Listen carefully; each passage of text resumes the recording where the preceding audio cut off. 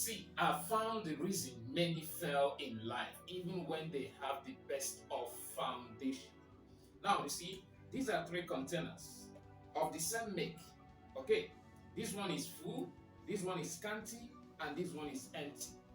They are all placed on the same platform.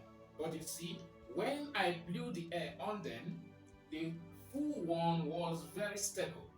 This one that's scanty shook a bit. This one that is empty fell off. You see, it doesn't matter that you are on a good foundation. If you lack content in you, I mean sufficient content in you, you will be blown away by issues of life. In the book of Hosea chapter 4 and verse 6, the Bible says something. God was talking, he said, "My people are destroyed for the lack of knowledge." Why do I read that to you? Many times we think that lack is the absence of the required, but no. Many times, lack is the insufficiency of the required. In other words, what is required is present, but not in sufficient amount to help one succeed.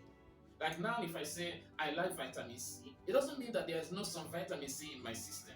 But you see, I'm deficient of it. In other words, it's not in sufficient amount. So God saying my people are destroyed for the lack of knowledge.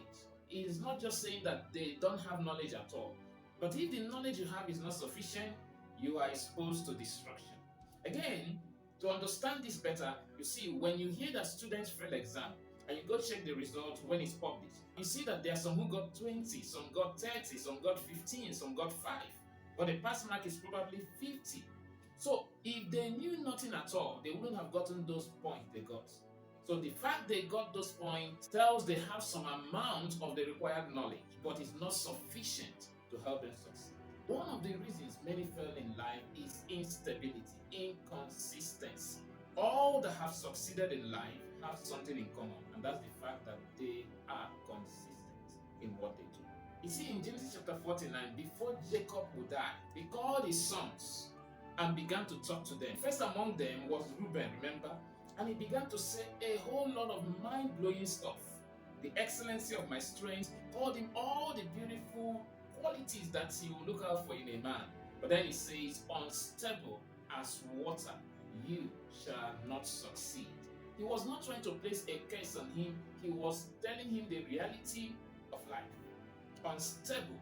Okay? What has caused this one to be unstable is the fact that they lack content, even though they were built on the right foundation. Remember, the Bible says, Esau have I hated, God talking, but Jacob have I loved. Even though he loved Jacob, these are offspring of Jacob. You will expect that everything that came out of Jacob would also be loved by God and they wouldn't fail. But now, his first son had an issue. He said, unstable as water, you shall not succeed. In life, beyond having a good foundation, put enough content in you if you don't want to be blown away by issues of life. I'm Onyi Nnebedum. This is Stop Mining segment. See you on the next episode.